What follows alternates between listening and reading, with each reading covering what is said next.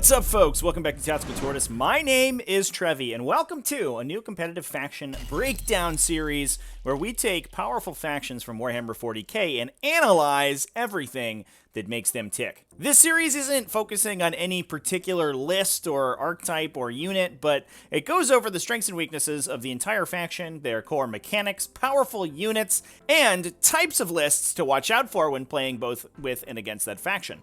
My hope is that this series will be useful as a quick primer for players who are both planning on playing that faction and might be facing them in the future. So, if you enjoy the series, like and sub, and I'll do more of them, covering more of the top factions of Warhammer 40k. For the first episode of the series, I wanted to start with factions that you're likely to see at the top end of the metagame. So let's start with everybody's favorite robo-buddies, the Adeptus Mechanicus.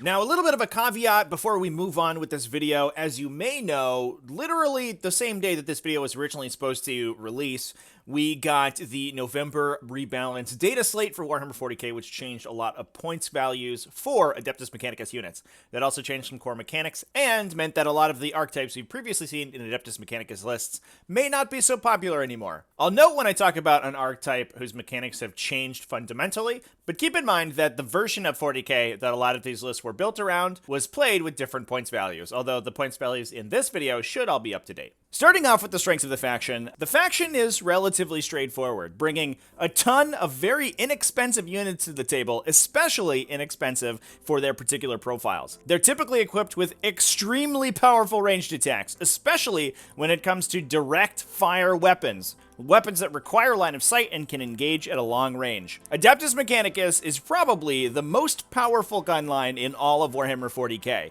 and I think a pretty common adage, and one that you'll find that's true if you play against a lot of especially very optimized Adeptus Mechanicus armies, is that almost anything that ends its turn in line of sight of an Adeptus Mechanicus army is going to be removed the next turn. This is facilitated by their powerful infantry, workable melee infantry, as well as extremely efficient and powerful ranged infantry that make up the bulk of their army. The power of this relatively high model count gun line style of play is compounded even farther by very powerful overlapping force multiplication effects, including auras and targeted buffs that a lot of their characters, as well as their stratagems, bring to the table that can push those pretty inexpensive, powerful long-range units through the roof in terms of effectiveness. With that, we'll move on to the weaknesses of the faction, and while there are a couple of them, one of the reasons Adeptus Mechanicus is typically considered very powerful is that they have a lot of ways to get around the weaknesses that are designed into the faction. First off, the melee of AdMech is relatively subpar. Their dedicated melee units are fine, but not really anything to write home about, and they typically require a lot of work to make efficient in terms of damage, especially when compared to their powerful ranged attacks.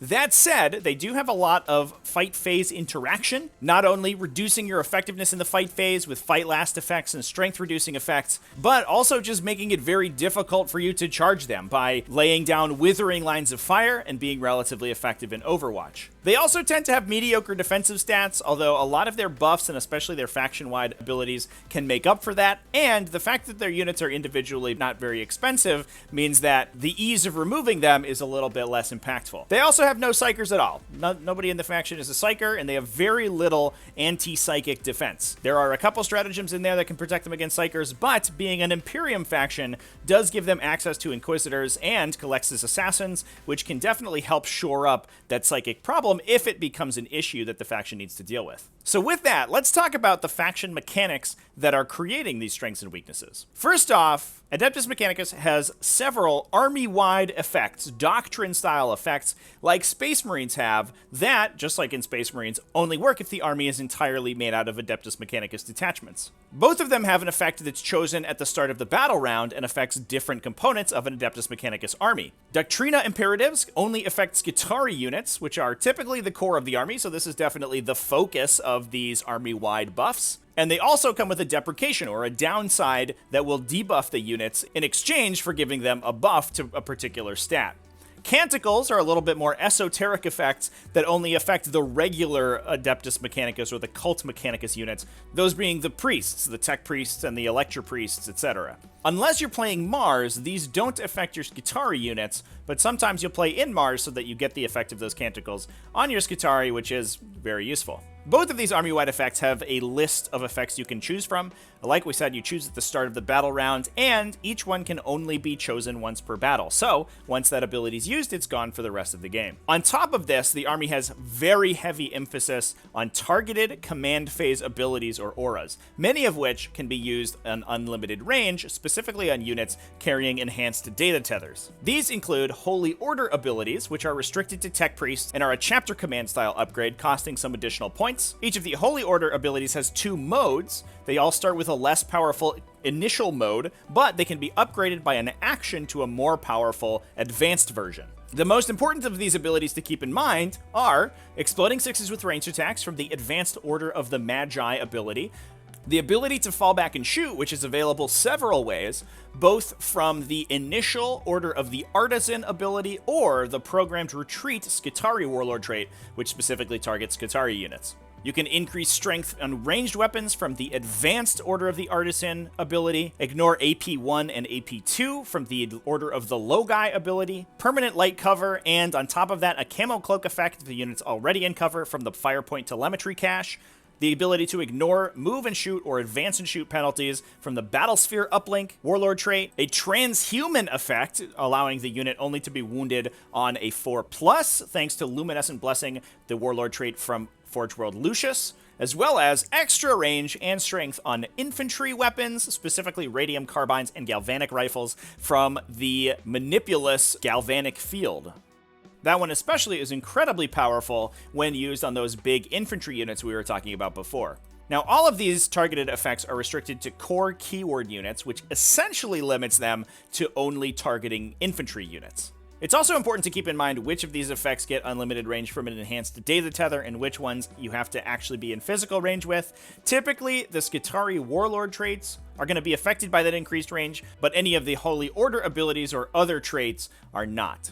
So with that cascade of overlapping super powerful buffs that can be applied to many different units in the Codex and are often all seen together in a single list hasn't melted your brain yet, let's move on to some of the units that we're going to be using them on and talk about the most important units in the Adeptus Mechanicus faction, starting with those powerful infantry we keep talking about. Skitarii, Rangers, and Vanguards are 2 troops options from the Adeptus Mechanicus Codex and form the backbone of almost any Adeptus Mechanicus army that you'll see. They put a ton of cheap, objective-secured bodies on the table with immense amount of firepower, especially for their cost. At 9 points per model for either variety, they can bring an extremely long-range Strength 4 attack from a Ranger unit alongside a small little mini-baby pre-game move, or multiple shots at a shorter range at only Strength 3 from a Skitarii Vanguard unit. Both of these have the option to ignore cover by taking an Omnispecs piece of war gear, and they have some stratagems that work particularly well with them. Specifically, Galvanic Volley Fire on the Ranger units to gain additional attacks, and enriched rounds on Vanguard units to allow their Gene Rot Might effect on the ranged attack to trigger on a 5 or 6 instead of just a 6. This means that a unit of Vanguards putting out 60 shots, potentially with rerolls from a nearby Skitarii Marshal, will put upwards of 20 to 24 automatic wounds through on whatever they're shooting at, with the low cost of a 2 CP stratagem. You can buff the AP with effects like Galvanic Field, and make these relatively long range by stacking range increasing effects, which makes Skitarii Vanguard extremely dangerous even against high toughness targets. All the while, they can create a relatively impenetrable frontline behind which Rangers can be firing extremely long-range attacks downfield with relatively high strength and AP. Now, speaking of high strength and AP, let's talk about our next unit on the list, the Iron Strider Ballistari. These are very fast, very high DPS anti-tank weapons. They pack 2 Cognis autocannons, which you'll typically see upgraded to Cognis las cannons, AP3, D3 plus 3 damage, laser weapons. The Ballistari start at a movement of 10, but using the Doomstrider stratagem can advance and not suffer the advance and shoot penalty to fire their assault weapon las cannons, getting an automatic 6-inch advance to move 16 inches to get around intervening line of sight or up into mid-table obscuring terrain and just be very annoying to deal with. And while they're only 6 wounds and toughness 6, at only 75 points a model, these Iron Strider Ballistari put out a blistering amount of firepower for their point cost, and you're not too upset just trading them for tanks and armored vehicles that are worth much more than your little Ballistari units. Moving on, we'd be remiss if we didn't talk about Archaeopters, specifically the Archaeopter Fuselov and the Archaeopter Stratoraptor. These aircraft are pretty tanky, especially for a plane, at toughness 7 with the option to take a shaft launcher, meaning that even 2 damage weapons, things like Volkite Contemptors or incoming autocannons or heavy bolter attacks, will be halved in their effectiveness. They have insane damage output and additional maneuverability over regular planes with the ability to enter hover mode and pivot twice during their movement rather than just once like a normal plane. And in addition, can be buffed by the litany of really powerful vehicle buffing stratagems that Adeptus Mechanicus have access to, including auto-exploding with Machine Spirit's Revenge, acting on top profile with Machine Spirit Resurgent, and ignoring mortal wounds with Benevolence of the Omnissiah. Fuselovs can also slow down enemies using their seismic bombs while still dealing a ridiculous number of mortal wounds with their bombing runs. Now, back on the ground, we also have some fast infantry and cavalry units available to the faction, including Cerberus Raiders, which are a relatively fast utility unit. They have a pre-game move, so they can screen and grab objectives very easily, and also protect the army from melee threats by denying charges using their stratagem Tactica Obliqua, which allows them to move as a response to being targeted by a charge. Given that an Adeptus Mechanicus army tends to deploy very conservatively, a unit of Cerberus Raiders screening out their front line is often able to force enemies to fail charges. As long as the Cerberus Raiders end their move outside of the charge distance of the unit charging them, they're going to fail their charge. And while they can theoretically retarget their charge on something else nearby, an Adeptus Mechanicus army doesn't tend to have too many units in charge range, meaning these Cerberus Raiders can take up a lot of table space while not really putting themselves in any danger. We also see Sicarian infantry units alongside those Cerberus Raiders as a skirmishing unit up in the front of an Adeptus Mechanicus army. These are fast melee units with access to a redeploy from circuitous assassins, a forward deploy specifically from Sicarian infiltrators, or very high mortal wound output in melee specifically from Sicarian rust stalkers. The downside of these units is at toughness 3 and only with really a 5+ invulnerable save protecting them and 2 wounds, the Sicarians tend to melt pretty quickly to any swing back, but the level of utility they bring to the table is certainly worth it. And they have a lot of access to buffing stratagems to make them even more powerful in melee, including +1 attack from assassin constructs and or aggression override if you're in a veteran cohort, +1 strength from machine superiority, and the ability to advance and charge from expedited purge protocol. So let's talk about using these different powerful units on the tabletop and move on to talking about some common archetypes that we'll see in Adeptus Mechanicus lists. The first one I want to talk about is the veteran cohort. This is an army of renown for Adeptus Mechanicus that limits the number of tech priests the army is available to take to only 1 per attachment, and otherwise only allows Skitarii units to be taken. Although, as we've talked about, a lot of these units are Skitarii. In fact, all of the super powerful important units that we spoke about in the previous section are Skitarii units. They really form the backbone of the army. So this doesn't tend to actually be that much of a downside. It does make the Skitarii infantry, specifically Rangers and Vanguard, more expensive, bumping them up to 11 points per model rather than their normal 9, but add some extra abilities on top of that, including improving their invulnerable saves from a 6+, thanks to their bionic rule, to a 5+, and doubling their attacks. They go from 1 attack to 2 attack per model.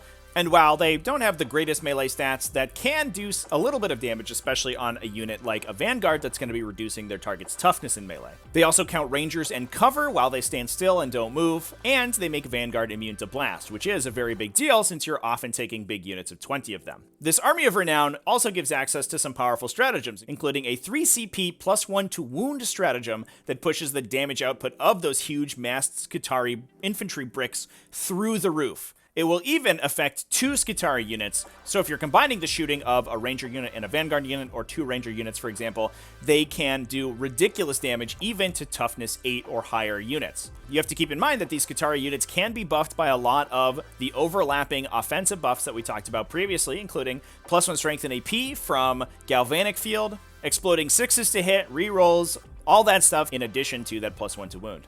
You'll typically see massed Skitarii infantry units taken in Forge World Lucius, where they get access to some additional range, additional resilience, specifically from the Luminescent Blessing Warlord trait, a Deep Strike, and a Veil of Darkness style teleport redeploy from the Solar Flare Relic that can be used on turn 1 to gain massive positional advantages, making it super hard to hide from their guns. These benefits are just Forge World Lucius specific, so they aren't locked behind the Veteran Cohort Army of Renown, and you'll see these combos taken in a lot of armies even outside that Army of Renown. AdMech 6-planer AdMech Flyer Spam was a version of Adeptus Mechanicus that we saw in 8th edition and moving on into 9th edition. However, was mostly invalidated by the November data slate update. This list relied on multiple patrol detachments to unlock 6 flyer battlefield roles, allowing it to take up to 6 of the powerful Adeptus Mechanicus airplane units and deliver brutal alpha strikes on its opponents. While this particular version of the list isn't legal anymore due to the new matched play rule, limiting the number of aircraft models that an army can take, some concepts behind it are still viable for other vehicle-heavy Mechanicus lists. This style of list typically relied on Martian detachments to unlock additional defensive benefits for the already robust defensive profiles of its aircraft, such as Shroud Psalm to give them cover, and improve the effectiveness of its MSU or single-model unit vehicles with the Master Artisan-style Martian rerolls. Another popular version of the list backed up the aircraft with multiple large units of Iron Strider Ballistari, typically using a custom Forge World featuring the Magnabond alloys trait alongside servo-focused auguries.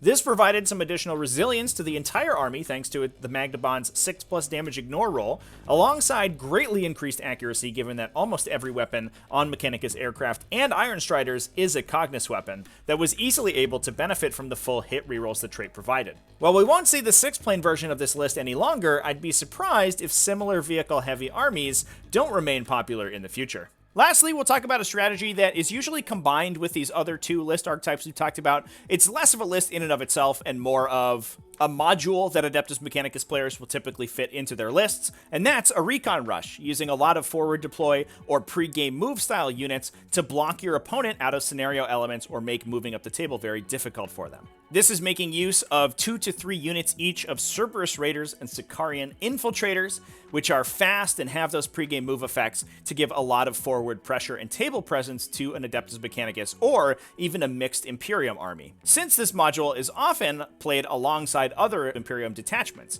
either in support of a gun line or an alpha strike, or just using these efficient Adeptus Mechanicus units as additional chaff or additional utility units that you can use to take table space, objectives, complete secondaries, and give a relatively slow Imperium army some much needed access to fast maneuverable units.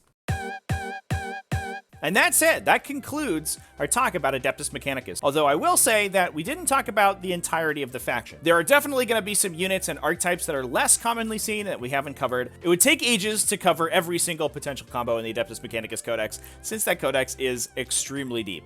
So if I didn't cover your favorite unit or your favorite list, I'm sorry. You'll just have to take it to some tournaments in the future and win some games so we can talk about it going forward.